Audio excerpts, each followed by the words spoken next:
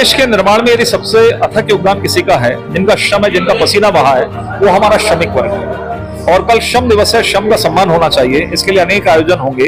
मैं सभी श्रमिक साथियों को, जो हमारी बहनें हैं, जो हमारी माताएं हैं, जो श्रम करके अपने घर परिवार को चलाती हैं, इन सभी श्रमिक भाई बहनों को श्रमिक दिवस की बधाई देता हूं।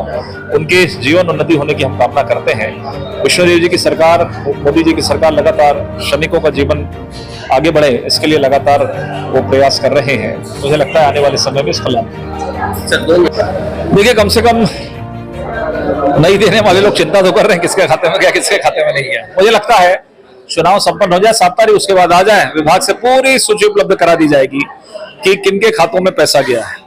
99% लोगों के खाते में गया है। 1-2% जो टेक्निकल कोई दिक्कत है उसको भी ठीक करके चला जाएगा।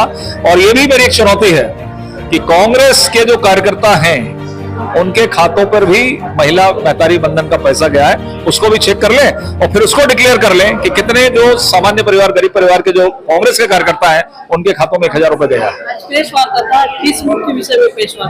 देखिए, आज कांग्रेस जो कृत्य कर रही है, निश्चित हार को देखते हुए अब वो भ्रम फैला रही है, षड्यंत्र कर रही है, लोगों को भ्रमित करने का काम कर रही है इस न्याय योजना के माध्यम से, या फिर हम संविधान को हम बदल देंगे, हम आरक्षण को बदल देंगे। कुल मिलाकर उनके पास में मुद्दे नहीं है, सकारात्मक मुद्दे नहीं है कि आखिर कांग्रेस आएगी तो क्या करेगी, इसलिए भ्रम फैलाऊं। अरे कहीं बीजेपी आ गई तो आपके आरक्षण खत्म कर देगी, संविधान को खत्म कर देगी, लोगों को डरा रही है, अल्पसंख्यकों को डरा रही है। इस तरह के कामों का खुलासा हमने आज किया है।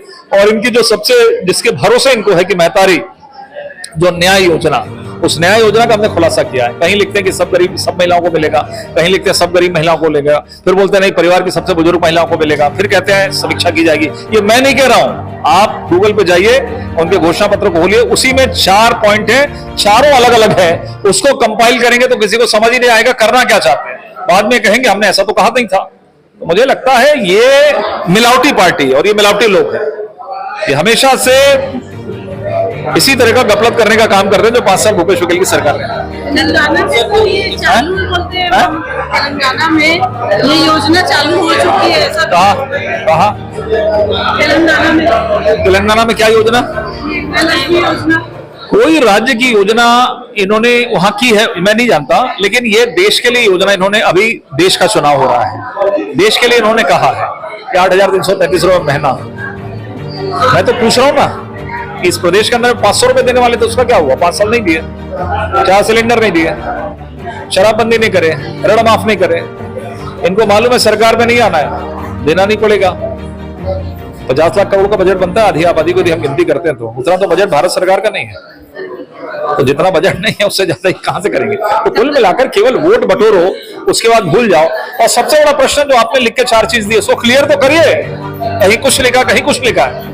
तो कुल मिलाकर इनके डीएनए में जो फर्जीवाड़ा है ना, उसी के तहत ये कह रहे हैं।